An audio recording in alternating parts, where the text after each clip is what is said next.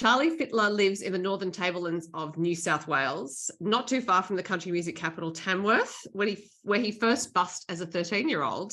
He is now about to release his debut EP, and the first single is Dying Breed, and I'm really happy to speak to him. Hi, Charlie. Yeah, no, hi Sophie. Thanks for doing this. Appreciate it. It's a pleasure because I think I first saw you playing, I was thinking it might be 2019. It could have been before that at the Tamworth Country Music Festival. You weren't busking at that stage. It was a gig, but I'm wondering how busking went that first time that you obviously liked it so much you kept coming back for more. Yeah, busking was awesome. I think the first year I did busking, I made it to the top 10 Right. in the park. So that was awesome. That really kicked it off and gave me a bit more confidence. And after that, I would have done the academy at Right. yeah, would have done the junior academy, and then yeah, I would have went on to started doing a few gigs around the town, a few pubs. That would have probably 29. Yeah, I did the academy in 2018, so 2019. Yeah, you're right. So had you seen buskers before? Like, had you been going to the festival when you were younger than that, so you kind of knew the deal? Oh yes and no. Went down when I was a kid. Other than that, we didn't go too much, and if we did, it would have probably been just day trip down, had a bit of a gaze around. Yeah. Because your family works on the land, and the reality of life on the land is you don't have a lot of time to go to festivals at any time of year, I would imagine. Yeah, my word. Oh, you still get a weekend off to go down. And these days, when I've been going down the full 10 days, it's been fine. You know, it's actually a bit of a holiday, if anything. Yeah. And you don't have to go far. Probably Yeah, like an that's hour's right. drive or something. Yeah. Only thing, it's hot. It's an hour's drive, but still 5 degrees hotter. So Oh, not my ideal place of a holiday. yeah, true. Now, you did mention the academy. So you went to that in 2018, the junior academy, which it always blows my mind that there even is a junior academy, that there are enough young artists to go, and it certainly seems to be a great thing for you to do. What did you take out of the academy? Took a lot of friends. Yeah, took a lot of mates. My guitarist that plays with me, I did the academy with him, and he still plays with me. A lot out of it, I got to meet a lot of people in the industry. That Simon Johnson, who recorded my first single down there at Hillbilly Hut. Hillbilly Hut, yeah, pretty sure that's it. Yep. And James Denham. Got to meet so many people, and just a bit more of an insight. Other than that, I was still a pup, still am, but yeah, just got to learn a lot more of what goes on behind the scenes, and just learned a lot on stage, off stage too. Yeah, Because it is professional development for teenagers, which it again is a wild concept, really, because there's also the senior academy. But my impression of you when I saw you playing that time was that you really loved entertaining, because there was just a really relaxed sense about you. I think that's why I noticed, because I just thought not only could you sing and play, but you just seemed to be having a great time. So did you like entertaining when you were a little kid? Were you the kid who was performing for parents when you were 4, sort of thing? Oh yeah, kinda. Yeah, you take the guitar around to the fires, or take the guitar to pole across or something. I did enjoy it. I did, especially when you start doing it. When I started singing in pubs and people come there to watch you, it's a great feeling. But still, every time we get up on stage, it's great to entertain people. And at what age did you start singing in pubs? Oh, not the legal age. Look, that's true of a lot of artists I've spoken to who played in pubs. Like, a lot of them start quite young, and this, mum or dad's there in the corner keeping an eye on them. Yeah. Oh, I would have had to been 15, 14. Yeah, around then. Yeah. But this all started, I believe, when you went to an open mic night when you were 11. Oh, so yeah. that particular night, were you like, this is it, this is the night I'm going to give it a shot, or was it just a last minute thing to perform? Oh, well, we heard about it, that there was open mic down at the Grapevine, and went down there and played a few songs, and I got to know the boys that were running the open mic night, and they were the ones that said, you got to get down to Tamworth, just go down there, take a couple of days off, do some busking. So we registered for busking, and after that, so pretty much open mic got it started. Just got a lot of people telling me a bit more direction, if anything. Yeah. Mhm. And you chose a classic song for that open mic night, which was Lights on the Hill, the Slim Dusty Joy Oh, McKenna song. oh, What does that song mean to you? oh, it's an old classic. I've known it for years. The old man, he was a keen Slim Dusty uh, listener. So yeah, it would have been one of the first songs I learned to play. But yeah, classic song, and it's kind of funny going back that my first song I played at open mic was an old Slim Dusty song. So, and I recorded on the EP actually an old classic of Slim Dusty written by Stan Costa, "Battle with the Rain," which would be on the EP, which Mhm. was it was a song that I wanted to put on there because I love the song. It's a classic old ballad, but it's more just a respect to Slim Dusty that he was the original pioneer of the country music in Australia. So yeah, it was good to start singing his songs at my first gig, first open mic, and my first EP too. Yeah. So you mentioned your dad's a Slim Dusty fan. Does that mean you grew up surrounded by Slim Dusty music? Oh yeah. Slim Dusty, mum was all into Barbra Streisand and all that kind of stuff. But yeah, heap of country music and a lot of Lee Kernaghan, a lot of John Williamson. Mhm. But it's interesting you say Barbara Streisand because Barbara is, of course, a great entertainer, and Oh, one can learn a lot from listening to Barbara. yeah, my word. Yeah. Grew up around all that old classic sort of music.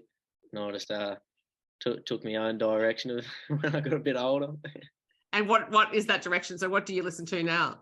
Oh, I love listening to a lot of Cody Johnson, Sturgill Simpson, Tyler Childers, Zach Bryan, a lot of that sort of music, where the songwriting, their type of songwriting is direction that I look to. Yeah. Mm-hmm. So apart from your parents' musical taste to listen to, is anyone in the family an entertainer themselves or a musician? Oh yeah, my brother, he's decent. I wrote the song "Dying Breed." That's the first track on the EP. I wrote it with my brother. Ah, Yeah, he's handy. My sister, she can sing and play piano and all that. Mum could sing too. Dad was a bit useless, though, still is. or maybe he just hasn't had a chance. Yeah, there had to be someone to listen to us all. So I guess Dad copped the short end of the straw. Right. So does that mean you and your brother and sister had like a little family band going at any time? Oh, if we weren't fighting, yeah. Sometimes. Yeah, me and my brother do a fair bit of singing around. He gets up at a couple gigs now and then, comes out for a bit of a tune. So yeah, Is he older or younger? yeah, a fair bit older. Yeah, he'd be 26, 7 around there. Yeah, Yeah. sister's not far behind him. Yeah, right. So I suppose given that you are so entertaining, but you're also songwriting, I'm wondering if you see yourself primarily as an entertainer or as a storyteller or both. I like to. Well, for a long time there, I wasn't writing songs. Just I couldn't get the. I didn't have much direction with songwriting. Never done much of it. But lately, I've got a heap of songs under my belt, and it's great to get an EP out that a heap of co-writes and a song that I wrote myself. But I'd like to see myself as more the songwriter, entertainer, uh, Mhm. more of an artist, if anything. Yeah, but the entertaining side comes into it a lot. But yeah, the songwriting bit I'm trying to focus on lately. Yeah. Because your first single, This Guitar Can't Drink a Beer, was written with Travis Collins, I believe, around Academy time. So was Yeah. it that junior academy that started you off songwriting? Yeah. Oh, yeah. Of course, one of the experiences doing the singer-songwriter course with the academies, you get to write a song with either, I think, Alan Caswell there, Travis Collins, there's a few others. And yeah, I was lucky to get Travis Collins, and I sat down. I was useless, never wrote a decent song in my life. And yeah, sat down there with Trav one night, and I just said, oh, because I knew I had to write a song, so I should probably go in there with something, something on mind. So went in there and gave him, guitar can't drink a beer, and off he went, and we both just started throwing ideas up, and yeah, come out with that song. So that means your brother had a fairly tough act to follow when he was writing Dying Breed with you. It's like, can he measure up to Travis Collins as a co-writer? No, he didn't. He didn't. No, but he had a good crack. How did you and your brother first start writing songs together? Did you just look at him and say, I need someone to write a song with, or did it just organically happen? Oh, it was around the time that I started writing with Bill, Mhm. and I had a couple verses on my phone written down, and I played them to my brother, and he's just like, "Oh, that's not too bad."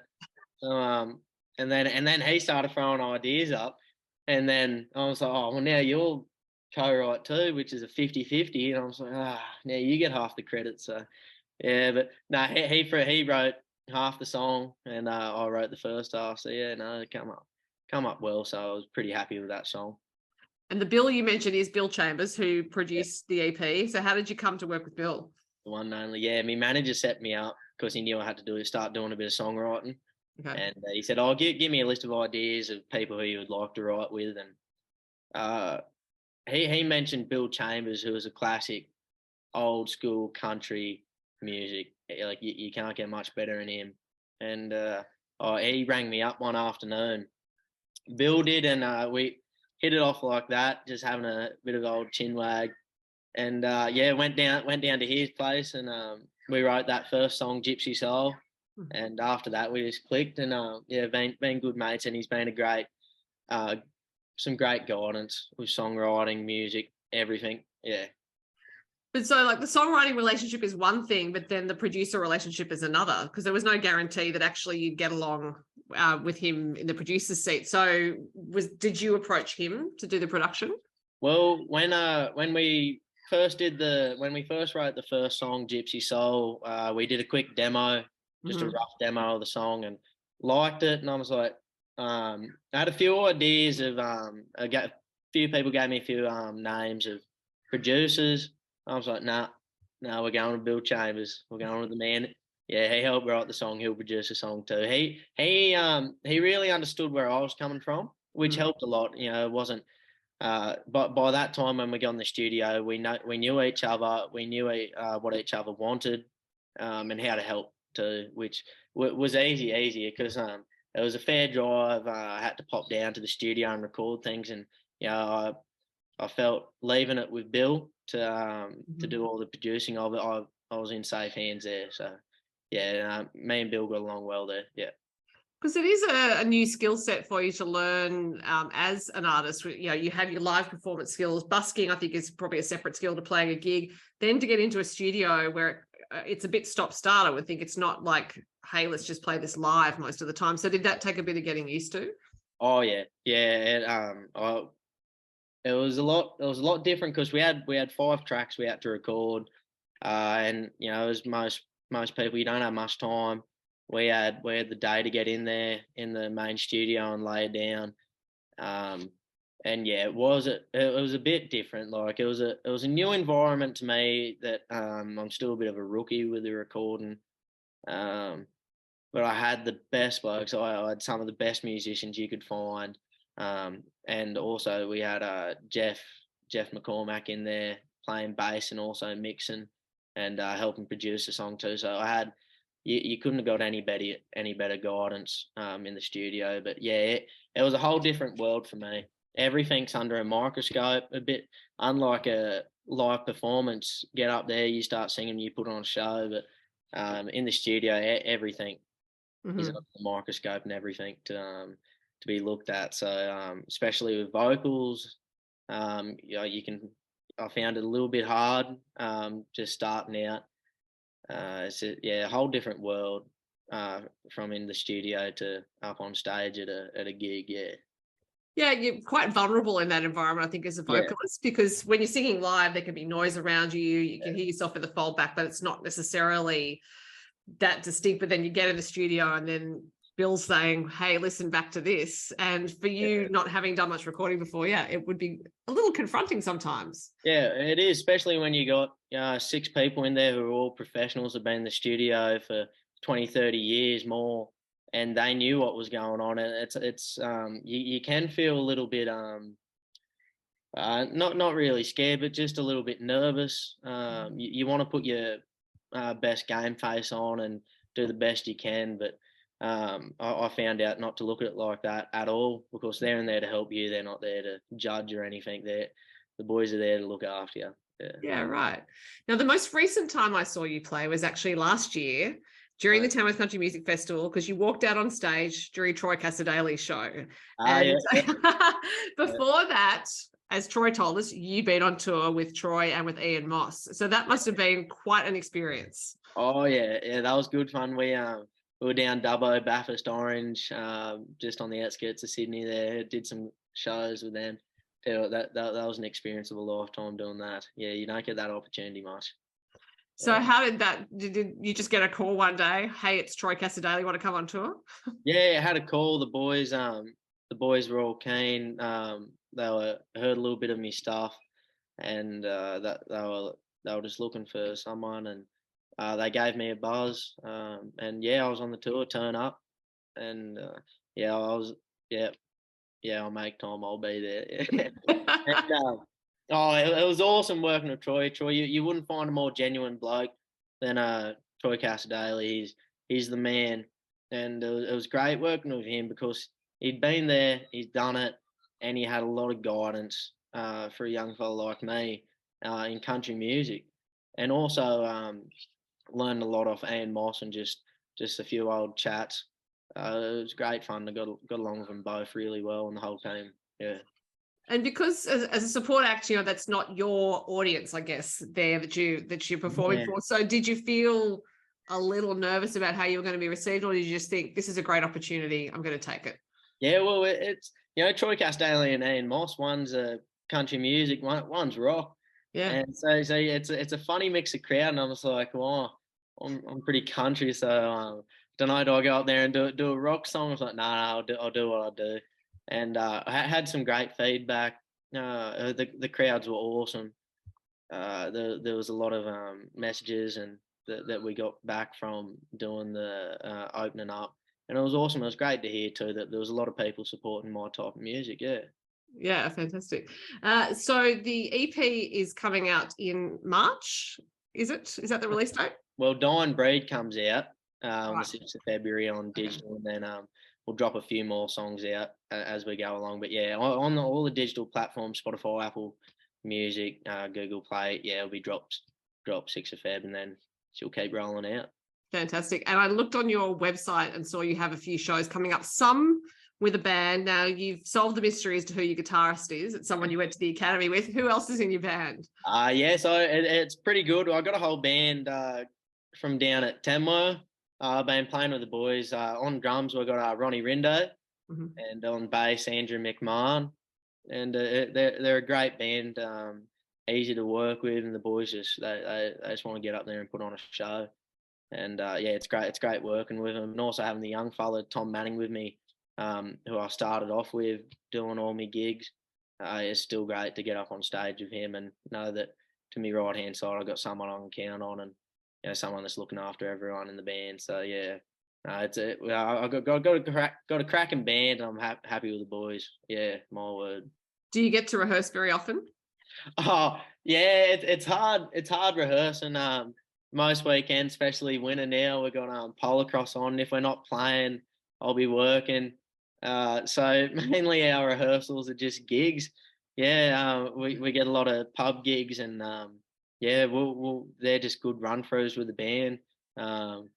Yeah, we all know how each other plays, and we all understand each other, so it's easy. But yeah, before the festival there, we did have a big solid rehearsal to get everything tip top shape. Yeah.